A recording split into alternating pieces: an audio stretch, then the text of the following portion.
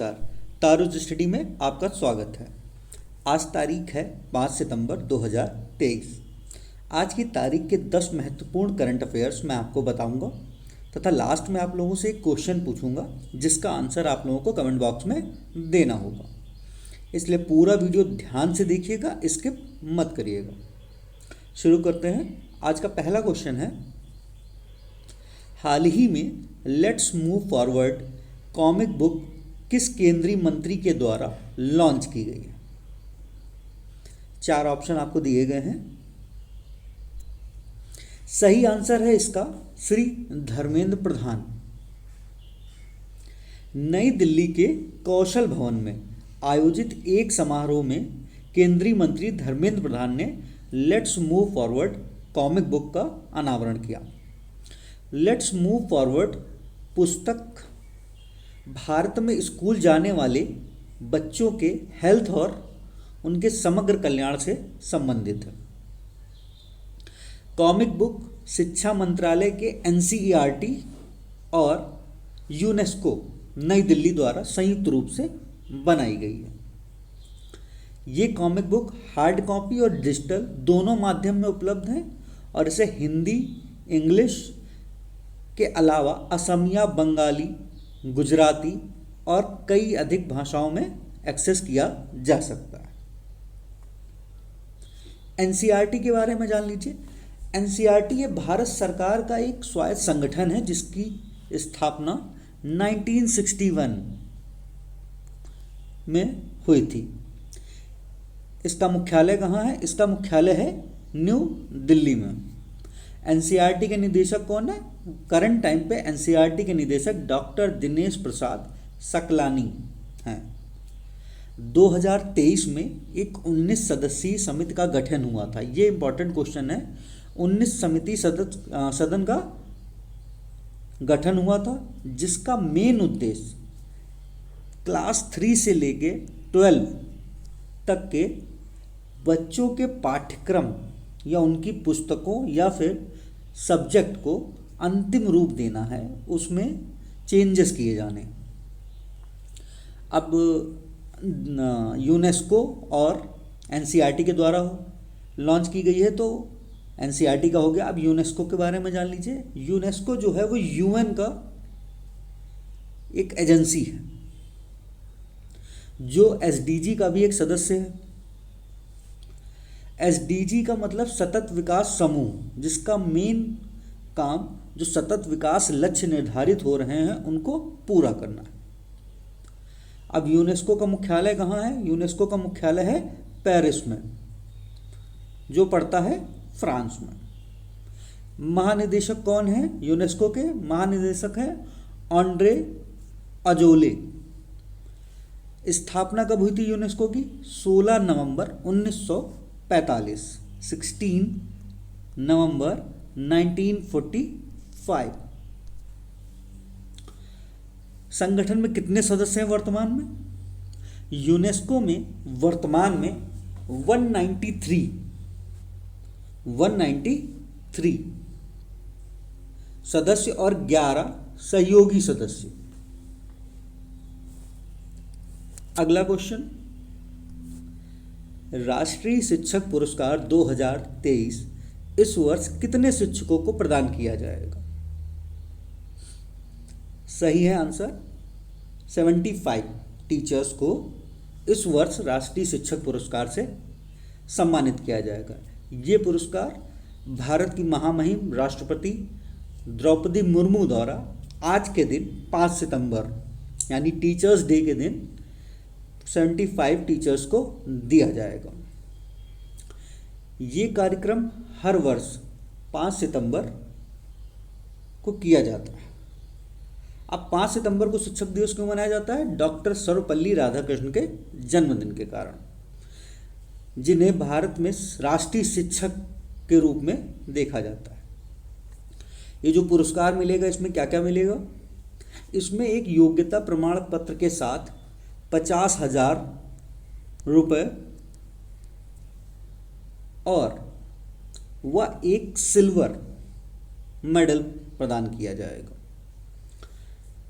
इस साल से पहले 2023 से पहले तक राष्ट्रीय शिक्षक दिवस में केवल स्कूली शिक्षा एवं साक्षरता विभाग के शिक्षकों को पुरस्कार दिया जाता था, परंतु इस बार से राष्ट्रीय शिक्षक पुरस्कार में हायर एजुकेशन उच्च शिक्षा विभाग और कौशल विकास एवं उद्यमिता मंत्रालय को भी दिया गया है। अभी जो 75 शिक्षक हैं इसमें से 3 कैटेगरी के शिक्षक हैं। 50 जो हैं वो स्कूली शिक्षा एवं साक्षरता विभाग से संबंधित हैं, 13 शिक्षक हायर एजुकेशन या उच्च शिक्षा विभाग से संबंधित हैं और 12 शिक्षक कौशल विकास एवं उद्यमिता मंत्रालय से संबंधित हैं। अगला क्वेश्चन, भारतीय विरासत ऐप किस विभाग द्वारा लॉन्च किया गया? भारतीय विरासत ऐप जैसा नाम से ही स्पष्ट है, ASI archaeological survey of India भारतीय पुरातत्व सर्वेक्षण द्वारा लॉन्च किया गया है। कब लॉन्च किया गया है? ये लॉन्च किया गया है 4 सितंबर।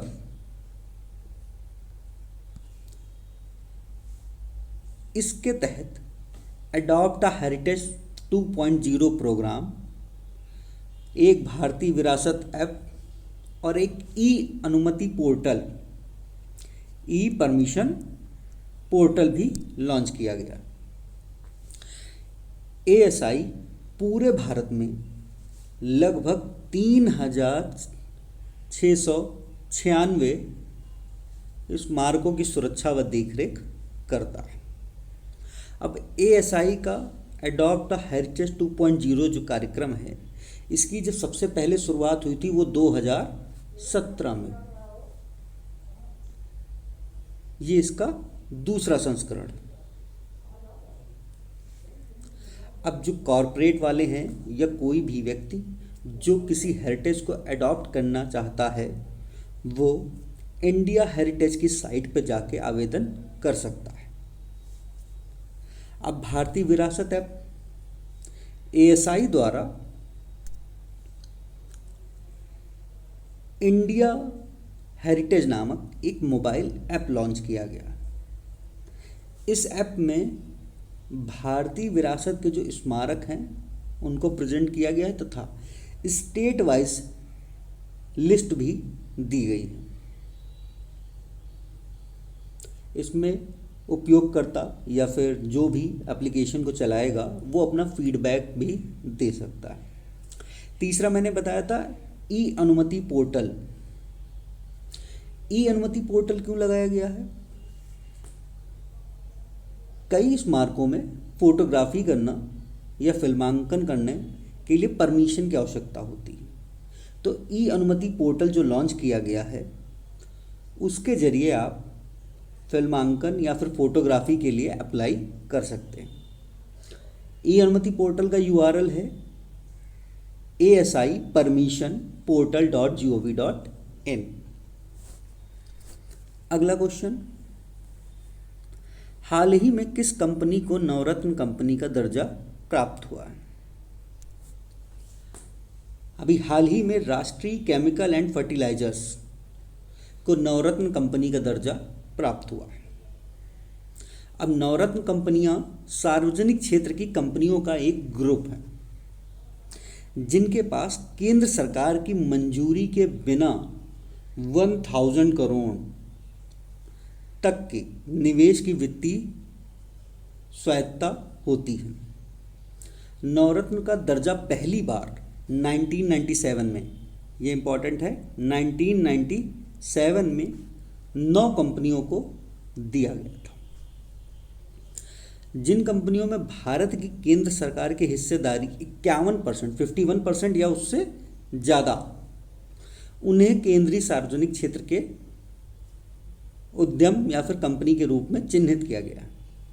इन कंपनियों को 4 श्रेणी में डिवाइड किया गया है। अब वो 4 श्रेणियाँ कौन कौन सी हैं? पहली है महारत्न, दूसरी है नवरत्न, तीसरी है मिनी रत्न फर्स्ट और चौथी है मिनी रत्न सेकंड। इन उद्यमों को सार्वजनिक उद्यम विभाग के अधीन रखा गया है। जिसका जो प्रबंधन या मेंटेनेंस या फिर जो हायर अथॉरिटी है वो भारी उद्योग और सार्वजनिक उद्यम मंत्रालय द्वारा किया जाता है। अगला क्वेश्चन आज का, हाल ही में भारतीय फिल्म और टेलीविजन संस्थान पुणे का अध्यक्ष किसे नियुक्त किया गया? हाल ही में आर माधवन को फिल्म टेलीविजन संस्थान पुणे का, जिसे FTTI भी कहते हैं, का अध्यक्ष नामित किया गया है। आर माधवन की अभी एक डॉक्यूमेंट्री रिलीज हुई थी जिसने राष्ट्रीय स्तर पे काफ़ी प्रतिष्ठित रही। उसका नाम था rocketry the Nambi effect. Rocketry the Nambi effect को 69th जो राष्ट्रीय फिल्म पुरस्कार हुए थे उसमें सर्वश्रेष्ठ फीचर फिल्म का अवार्ड मिला था। Rocketry the Nambi effect ISRO के पूर्व वैज्ञानिक S नाम्बी नारायण के जीवन और भारत की अंतरिक्ष एजेंसी में उल्लेखनीय योगदान पर आधारित है। अब भारत फिल्म और टेलीविज़न संस्थान की बात आई है तो भारत सरकार के सूचना और प्रसारण मंत्रालय से संबद्ध एक ये फिल्म स्कूल है, भारतीय फिल्म टेलीविज़न संस्थान पुणे, और इसे केंद्र सरकार से समर्थन प्राप्त होता है। इसकी स्थापना कब हुई थी? 1960 में। और टेलीविज़न उद्योग में व्यक्तियों को प्रशिक्षित करने के लिए इसका महत्वपूर्ण योगदान रहा। अगला क्वेश्चन, हाल ही में पुरुष hockey 5S Asia hockey cup 2023 का विजेता कौन रहा? हाल ही में भारत ने पाकिस्तान को हराकर 5S एशिया हॉकी कप जीता है। 5S एशिया हॉकी कप कहाँ हो रहा था? ये हो रहा था ओमान के सल्लाह में। अब इसके साथ ही भारत ने FIH पुरुष हॉकी विश्व कप ओमान 2024 के लिए क्वालिफाई कर लिया है। भारत पहले हार रहा था लेकिन पेनाल्टी शूट के बाद भारत विजयी रहा। सेमीफाइनल में भारत ने मलेशिया को हराया तथा पाकिस्तान ने ओमान को हराया, और भारत और पाकिस्तान का फाइनल मैच हुआ जिसमें भारत पाकिस्तान से जीता। अब 2024 का जो हॉकी 5S विश्व कप है ये FIH हॉकी 5S विश्व कप के उद्घाटन का संस्करण का प्रतीक है, जो पुरुषों और महिलाओं की राष्ट्रीय हॉकी 5S टीमों के लिए एक वैश्विक प्रतियोगिता है जो हर 4 साल में होती है। ये 2024 में जनवरी 2024 में ये टूर्नामेंट ओमान के मस्कट शहर में खेला जाएगा। अब अंतर्राष्ट्रीय हॉकी महासंघ की बात आई है, FIH जिसे बोलते हैं। ये फील्ड हॉकी और इंडोर फील्ड हॉकी के लिए एक वर्ल्ड का एक निकाय है। इसका मुख्यालय कहाँ है? इसका मुख्यालय है स्विट्जरलैंड। प्रतिष्ठित हॉकी विश्व कप सहित फील्ड हॉकी के प्रमुख अंतर्राष्ट्रीय टूर्नामेंट FIH के अधिकार क्षेत्र में आते हैं। FIH का गठन कब हुआ? FIH का गठन 7 जनवरी 1924 को, और इसकी स्थापना कहाँ पे की गई थी? पेरिस में। कहाँ? पेरिस में। अगला क्वेश्चन, 43वां आसियान शिखर सम्मेलन 2023 कहाँ आयोजित होने वाला है? 43वां आसियान शिखर सम्मेलन जो है वो 5 से 7 सितंबर के मध्य इंडोनेशिया की राजधानी जकार्ता में आयोजित हुआ। ये शिखर वार्ता क्यों आयोजित हो रही है? दक्षिणी चीन सागर में बढ़े तनाव तथा चीन द्वारा जो हाल ही में अपना एक नक्शा जारी किया गया जिसमें आस पड़ोस के देशों का कुछ एरिया अपना दिखाया गया है, उसी के संबंध में वार्ता के लिए आसियान शिखर सम्मेलन आयोजित किया गया। सिंगापुर के प्रधानमंत्री ली सीन लूंग ने शिखर सम्मेलन में एक प्रतिनिधिमंडल का नेतृत्व करेंगे। शिखर सम्मेलन के दौरान आसियान जो मिनिस्ट्री रहेगी वो म्यांमार के जो संकट चल रहा है उस पर भी वार्ता करेगी। आसियान का निर्माण हुआ था 8 अगस्त 1967 यानी 8 अगस्त 1967 को। 8 अगस्त 1967 उस टाइम पे इसमें केवल 5 कंट्री थी। बाद में इसमें 5 कंट्री और ऐड हो गई हैं, तो टोटल जो संख्या अब है वो 10 की है। आसियान में कितने देश हैं? 10 देश हैं। अगला क्वेश्चन, हाल ही में किसे आकाशवाणी और समाचार सेवा प्रभाग के प्रधान महानिदेशक के रूप में नियुक्त किया गया है? डॉक्टर वसुधा गुप्ता भारतीय सूचना सेवा की वरिष्ठ अधिकारी हैं जिन्हें प्रधान महानिदेशक के रूप में नियुक्त किया गया है।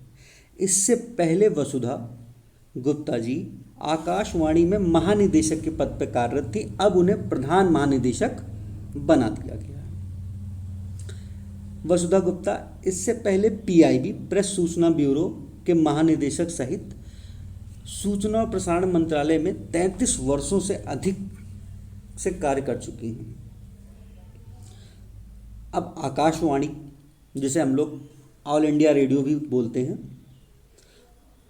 ये भारत राष्ट्रीय सार्वजनिक रेडियो प्रसारक है जिसकी स्थापना 1936 में, आज़ादी के पहले 1936 में हुई थी। इसका मुख्यालय नई दिल्ली के आकाशवाणी भवन में है। AIR जो है विश्व का सबसे बड़ा रेडियो नेटवर्क है, वर्ल्ड का सबसे बड़ा रेडियो नेटवर्क है। ये पूरे भारत में टोटल 420 स्टेशन संचालित करता है। अगला क्वेश्चन, नौसेना कमांडरों के सम्मेलन 2023 का दूसरा संस्करण कहाँ शुरू हुआ?